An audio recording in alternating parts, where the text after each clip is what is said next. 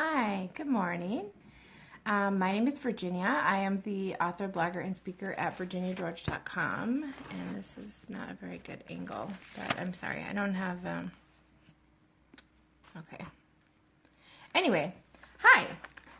Today we are going to, today we are talking, about the difference between blame and accountability. I think in all of our relationships, really, parenting relationships, and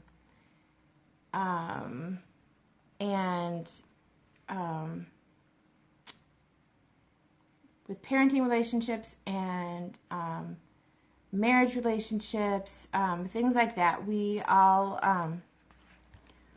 this is relevant in both cases. So today is going to be the first of a two-part series where we're going to talk about blame and accountability, and Jesus using things to be glorified and stuff. So it should be good. So stick with me. All right.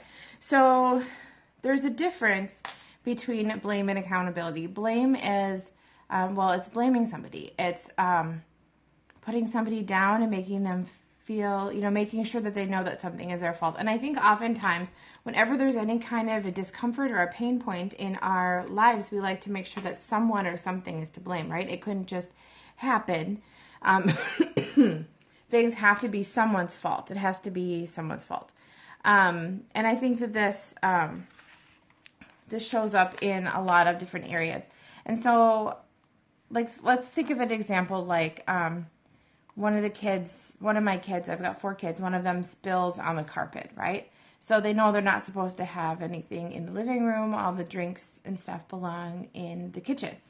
And so I can say, look at this big mess. Look at this. You did this. You know better than bringing your drink into here, and you need to take care of this now. You need to clean this up because this was your mess. Okay, now contrast that with saying, where do drinks belong? Yeah, they don't belong in here. Well, let's go get a towel and let's clean it up. So in the second example, I'm still holding my child accountable. I'm still letting them know that their behavior was not appropriate. And I'm helping them find a way to fix it, to make amends.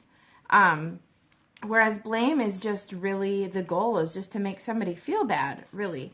But we love to blame things. We love to make sure that something or someone other than ourselves has the responsibility for whatever negative thing has happened. So I think with our kids and our spouses, with any critical relationship, we really need to be cautious of the way that we're speaking and make sure, ask yourself, am I blaming or am I, keeping accountability? It is perfectly healthy and is actually very good to keep people accountable, keep yourself accountable, to set boundaries and say, these things are not acceptable, and if you're going to do this, then I'm not going to, whatever.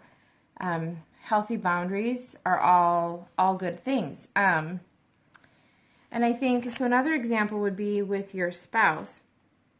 You can express feelings of frustration and disappointment without saying that it's their fault. So I have an example for this one too. So a couple weeks ago, something came up at home, like one evening, and my husband was half asleep, and he didn't really understand what happened. And then the next day, he texted me and said, "Hey, what happened last night? Are you okay? Are you mad at me? Whatever." And I said, I'm disappointed because of the way the situation panned out, because I was looking for support in a way that his half asleep mind could not do. So I said, I'm disappointed, because I was disappointed that that's the way it went. Now he took that as saying that I was disappointed in him, but I was not. It was not something that I was upset with him on the way it happened. I was disappointed in the way the situation worked out, but it wasn't his fault. It wasn't my fault. It was just one of those things. And I think that's something that we need to kind of think about, is that things can happen, negative things can happen. We can be in pain, we can suffer discomfort, and it doesn't have to be pinned on someone or something. In the story of So in John chapter 9, we're going to revisit this again tomorrow. But in John chapter 9, Jesus heals a man who was born blind. Okay, this is when he spit, he did it on the Sabbath, and he spit in the dirt and made a paste and put it in the guy's eyes, and then he washed it out, and he could see again. So it says, John, starting at the very beginning of the chapter 9 of John, it says, "Now as Jesus passed by, he saw a man who was blind from birth. And his disciples asked him, saying, 'Rabbi, who sinned, this man or his parents, that he was born blind?'" So the disciples wanted to know whose fault it was that he was blind. Was it the man's fault, or was it his parents' fault? And Jesus said, "Neither this man nor his parents have sinned, but that the works of God should be revealed in him." So it's just one example of where Jesus says, listen, it's not somebody's fault. It happens.